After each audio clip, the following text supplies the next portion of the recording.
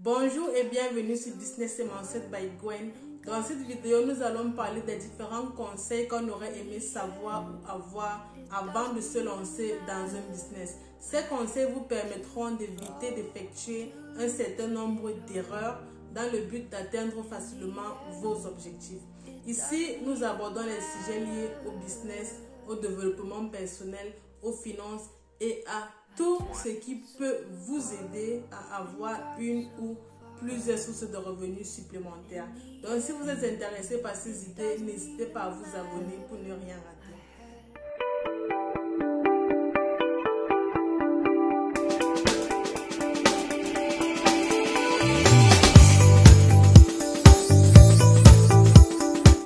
La première erreur est d'attendre que tout soit parfait avant de se lancer. C'est l'erreur en fait que commettent la plupart des débutants. Ils se disent que pour se lancer dans un business, peu importe lequel, il faut à tout prix que tout soit parfait, que tout soit au point. Et c'est justement là le problème. Peu importe, si vous avez une idée à lancer, si vous avez des objectifs à atteindre, lancez-vous. Tout ne peut jamais être parfait. C'est avec le temps que vous allez apprendre de vos erreurs. C'est avec le temps que vous allez pouvoir améliorer votre business en question. Beaucoup de personnes, en fait, en particulier les débutants, ils ont peur de se lancer parce qu'ils ont peur qu'on se moque d'eux. Ils ont peur, en fait, de ce que les autres vont penser d'eux. Le prochain conseil est de se fixer des objectifs et de construire un cadre sur la manière de les atteindre. De nombreuses personnes se fixent des objectifs, ce qui est une bonne chose, mais en fait, ils ne se fixent pas une date butoir. Leur objectif est en fait vague, parce qu'à partir du moment où vous ne savez pas quand est-ce que vous voulez réaliser cet objectif-là, vous n'avancerez pas dans la réalisation de vos projets. Même si vous avancez, vous allez avancer beaucoup trop lentement. Et lorsqu'on parle de se fixer des objectifs, on ne parle pas seulement du but final. On ne parle pas seulement de ce que l'on veut atteindre. C'est aussi important de mentionner les privations, de mentionner les récompenses et de mentionner les punitions. J'explique. Pour atteindre quelque chose de grand, vous devez automatiquement passer par des privations. Cela peut par exemple être se priver de sortir, se priver de manipuler son téléphone, se priver de regarder la télévision, se priver d'aller sur les réseaux sociaux.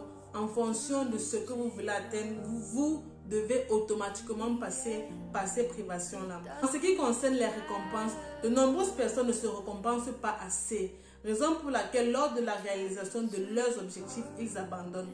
Lors de la réalisation de leurs rêves, ils ne trouvent plus ou bien ils n'ont plus suffisamment de motivation pour aller de l'avant. Lorsque vous travaillez sur vos objectifs, lorsque vous faites tout, vous donnez tout pour atteindre ce que vous voulez atteindre, récompensez-vous. De nombreuses personnes, en fait, c'est vrai, chacun fait de son argent ce qu'il veut, mais certaines personnes se lèvent juste un matin comme ça, juste par envie, décident de s'offrir un cadeau, un présent et tout ce qui va avec. Ce que moi je recommande régulièrement, c'est de garder cet argent de côté et de l'utiliser en fait parfois de temps en temps. C'est important de se faire plaisir, c'est important de satisfaire ses envies, mais parfois c'est mieux de prendre cet argent-là et de le mettre de côté. À chaque fois que vous réalisez quelque chose de bien, à chaque fois que vous marquez un pas vers vos objectifs, à chaque fois que vous parvenez à respecter votre plan d'action, offrez-vous quelque chose. Parce qu'à chaque fois que vous allez voir ce présent ou bien ce cadeau que vous vous étiez offert, cela va vous donner davantage la motivation de continuer. En ce qui me concerne, je m'offre régulièrement des petits présents. Ces présents-là, en fait, m'aident à booster ma motivation. Ces présents-là m'aident à travailler de plus en plus dur. Parce que à chaque fois que je vois ces cadeaux, que je me suis offert, lorsque j'ai réalisé quelque chose de bien, je suis juste heureuse. Le prochain conseil, c'est d'avoir les compétences en vente. En affaires, les ventes résolvent tout. En fait, vendre signifie quoi? Vendre signifie que l'argent rentre et qu'il y a une demande pour ce que vous avez à offrir.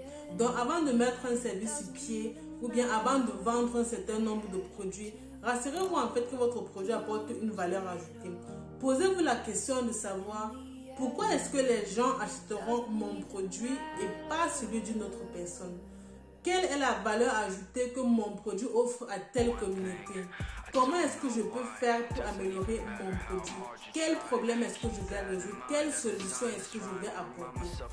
C'est très important en fait, parce que la vente en fait n'est pas aussi facile que l'on pense. Déjà, lorsque vous vendez un produit et vous obligez en quelque sorte vos clients ou bien votre communauté à acheter votre produit ou bien votre service, cela veut automatiquement dire que votre produit en question n'est pas assez qualitatif. Prouvez-les plutôt ce qu'ils perdront s'ils ne sauvent pas votre service. À vous de les convaincre d'une façon ou d'une autre que votre produit est qualitatif. Prouvez-leur en fait que s'ils n'achètent pas votre produit, ils perdent beaucoup de choses. Vous n'avez pas forcément besoin de courir après eux. Non, ça ne vaut pas la peine. Parce qu'à partir du moment où une personne ou bien où des personnes auront reconnu la valeur de votre produit, ils les achèteront en fait sans que vous n'ayez à trop vous tracasser. Lorsque vous vendez un service, vendez aussi l'expérience que vous avez dans le domaine. De nombreuses personnes en fait vont beaucoup plus facilement acheter chez des personnes qui ont 15 ans d'expérience dans le domaine qu'une personne qui a juste 1 an ou 1 mois d'expérience dans le domaine. Ça, c'est prouvé scientifiquement. Donc, lorsque vous voulez vendre un produit, n'hésitez pas à dire à votre clientèle que cela fait 15 ans que vous travaillez dans le domaine et que vous avez suffisamment d'expérience. La personne sera beaucoup plus tentée à acheter chez vous.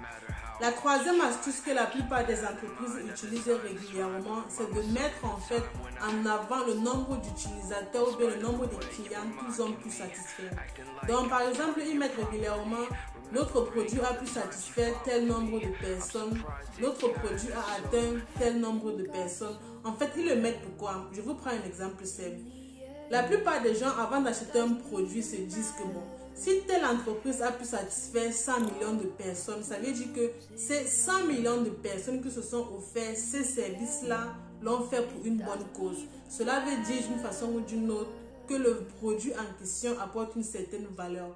Donc, en vendant vos produits et en vendant vos services, n'oubliez pas de mentionner de temps à autre que votre produit a pu aider bon nombre de communautés pour pousser les gens à facilement acheter chez vous. La prochaine astuce, c'est que personne ne se soucie autant de votre entreprise que vous-même. Votre entreprise, c'est vous qui l'avez créée, c'est vous qui avez établi les bases depuis le départ. Et en fait, pour les autres, ce sont des employés. Pour eux, c'est juste du business. Pour eux, c'est juste un moyen de se faire de l'argent, c'est tout. Or que pour vous, c'est un objectif que vous voulez réaliser, que vous voulez atteindre. Donc, régulièrement dans la réalisation de vos objectifs, vous allez embaucher des gens et ne vous attendez pas toujours à ce que ces gens-là comprennent votre point de vue. Ne vous attendez pas toujours à ce que ces gens-là comprennent votre vision. Où est-ce que vous voulez aller? Le plus important en fait, c'est de chercher à établir une certaine base et ces bases-là doivent être respectées. Le travail que vous voulez doit être fini. La prochaine astuce, c'est d'avoir de l'argent de côté pour les opportunités ou bien pour les jours de pluie. De façon générale, lorsqu'on lance un business, on ne peut pas s'attendre aux différentes difficultés ou bien aux différents problèmes que l'on va rencontrer. Certes, on a par exemple établi un business plan, mais tout ne fonctionne pas toujours comme on l'a prévu. Donc c'est important, raison pour laquelle dans l'une de mes précédentes vidéos, j'avais parlé de comment établir un budget.